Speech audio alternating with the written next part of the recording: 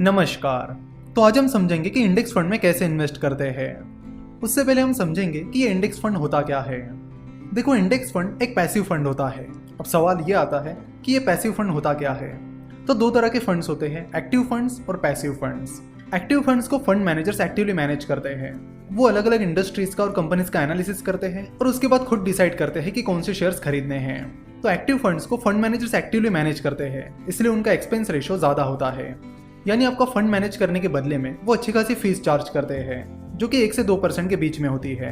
यानी अगर किसी एक्टिव फंड का एक्सपेंस रेशियो 2% है और आप उसमें 1000 रुपीज इन्वेस्ट करते हो, तो वो म्यूचुअल फंड सालाना आपके टोटल इन्वेस्टमेंट का 2% कट करेगा। 1000 रुपीज का 2% होता है 20 रुपीज।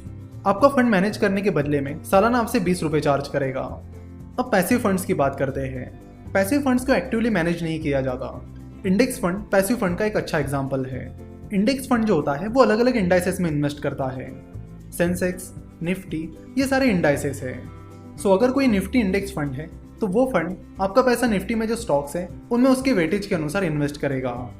निफ्टी 50 में कुल 50 स्टॉक्स है और उसमें HDFC बैंक को 10.67% का वेटेज दिया गया है, रिलायंस इंडस्ट्रीज को 9.98% का वेटेज दिया गया है, इन्फोसिस को 6.04% का वेटेज दिया गया है और इसी तरह बाकी कंपनीज को भी अलग अलग वेटेज दिया गया है। सो आप जो भी पैसा निफ्टी के इंडेक्स फंड में इन्वेस्ट करोगे, उस टोटल पैसे में से 10.67% पैसा HDFC बैंक के स्टॉक्स में इन्वेस्ट किया जाएगा, 9.98% पैसा रिलायंस इंडस्ट्रीज के स्टॉक्स में इन्वेस्ट किया जाएगा, 6.04% पैसा इन्फोसिस के स्टॉक्स में इन्वेस्ट किया जाएगा और इसी तरह बाकी स्टॉक्स में भी इन्वेस्ट किया जाएगा।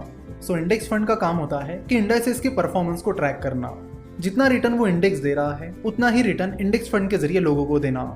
इंडेक्स फंड को एक्टिवली मैनेज नहीं करना पड़ता, इसलिए उनका एक्सपेंस रेशियो बहुत ही कम होता है। For example, HDFC index fund Nifty 50 की बात की जाए तो उसके डायरेक्ट प्लान का एक्सपेंस रेशियो सिर्फ 0.10% है। सो इंडेक्स फंड में जो एक्सपेंस रेशियो होता है वो लगभग नहीं के बराबर होता है।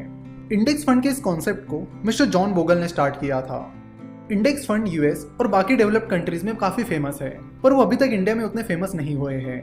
मिस्टर वॉरेन बफेट भी लोगों को इंडेक्स फंड में इन्वेस्ट करने के लिए कहते हैं। रिसेंटली उन्होंने जो न्यूज़लेटर लिखा है उसमें भी उन्होंने लोगों को इंडेक्स फंड में इन्वेस्ट करने की सलाह दी है।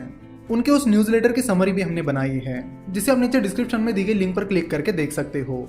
सो अब सवाल ये आता है कि इन इंडेक्स फंड में इन्वेस्ट कैसे करें। इंडेक्स फंड वैसे दो टाइप के फॉर्मेट में आते हैं, एक ETF फॉर्मेट में और दूसरे नॉर्मल फॉर्मेट में। जो ETF फॉर्मेट में इंडेक्स फंड आते हैं उनका एग्जांपल है HDFC Nifty 50 ETF, HDFC Sensex ETF, Reliance Sensex ETF etcetera.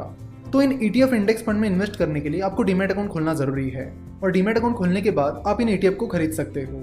और जो नॉर्मल इंडेक्स फंड्स है जैसे कि HDFC index fund Nifty 50, ICICI prudential Nifty index fund, SBI Nifty index fund etcetera, इनमें आप जैसे नॉर्मली म्यूचुअल फंड्स में इन्वेस्ट करते हो उसी तरह इन्वेस्ट करना होता है। इन फंड्स को आप कुवेरा, ग्रो, पेटीएम मनी, इन जैसे फ्री डायरेक्ट प्लान्स प्लेटफॉर्म से खरीद सकते हो या आप सीधे AMC की वेबसाइट से खरीद सकते हो, that is asset management company की वेबसाइट से खरीद सकते हो। फॉर एग्जांपल, अगर आपको SBI निफ्टी इंडेक्स फंड खरीदना है तो आप SBI म्यूचुअल फंड की वेबसाइट पर जाकर इस इंडेक्स फंड को खरीद सकते हो। देखो, ETF इंडेक्स फंड में आप SIP नहीं कर सकते, वही है जो नॉर्मल इंडेक्स फंड्स है इनमें आप SIP कर सकते हो, जो कि एक बहुत ही अच्छी चीज है। इंडेक्स फंड खरीदते वक्त हमेशा ध्यान रखना कि आप डायरेक्ट प्लान ही खरीद रहे हो, क्योंकि डायरेक्ट प्लान में जो एक्सपेंस रेशियो होता है वो काफी कम होता है।